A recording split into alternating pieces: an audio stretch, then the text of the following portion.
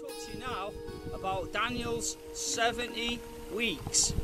Daniel makes a prophecy of that there'll be 70 weeks to bring in the end of sin and everlasting righteousness. And in that 70, first of all, the 70 weeks, one week equals 7 years. So it's actually a week of years. So, I mean, you can do the maths. You have 70 times 7, and that is the number of years that he was talking about. Now, in them 70 weeks, what happens?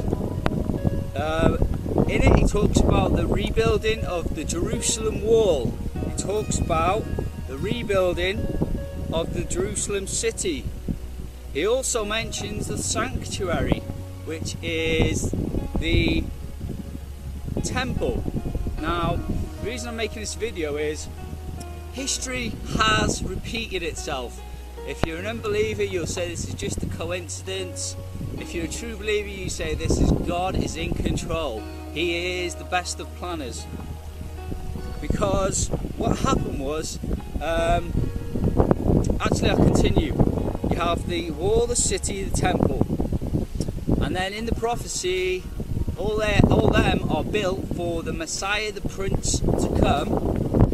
But in the scripture it says when Messiah comes, he's going to be cut off and have nothing. And then it says, and the people of the Prince who shall come shall destroy the city and the sanctuary, and the end shall come with the flood. Now, what I'm saying is, a lot of people think this is how some teachers interpret this to people is that all things were fulfilled in Daniel's prophecy in the first coming of Jesus Christ.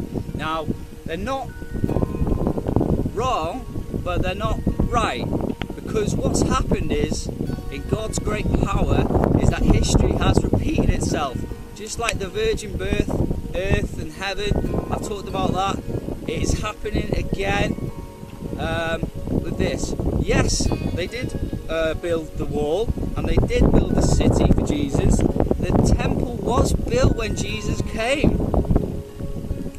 And yes, they did cut off Messiah, and he had nothing. And Jesus stood there and he says, you know, you will not see me again until you say, blessed is he who comes in the name of the Lord. And he also says that not one stone will remain upon another. And then he was crucified, he rose from the dead, ascended into heaven, and obviously he's soon to return to the earth to rule the world. Now, but what happened, you see, was after Jesus'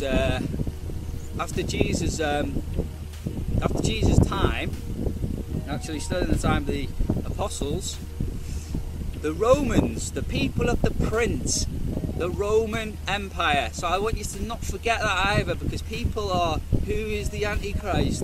What sort of sect or group or does he belong to? You know, don't forget what Rome, if you're a Roman Catholic and you love the Pope, the last Pope, Francis, the false prophet, and you love all that stuff, don't forget history. Who is God's long time enemy? And that is Rome, the king of the north. The king of the south is the Jews. The long life enemy of the Jews is the Romans. They hate, in fact, the Antichrist spirit entered 6 of the kings during the time of the destruction. Because like I say, it was the people of the Prince who shall come, shall destroy the temple and sanctuary. That happened in Jesus' first coming. The Romans came and they destroyed the city. Because they were of the spirit of the Antichrist.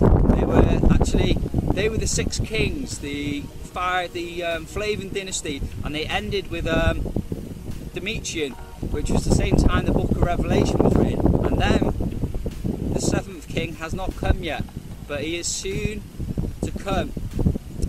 So yeah, the Romans destroyed, and guess how long the Romans took in Jesus' first coming to destroy the city? 3.5 years. Alright, so that has all happened, but the city's been destroyed. And that's the end of that. And people then say that prophecy stopped, because the next part of the prophecy is, and he shall confirm a covenant, an agreement with many nations, it'll be, for 1 week, which again equals 7 years. So you're looking for an agreement with many nations for 7 years.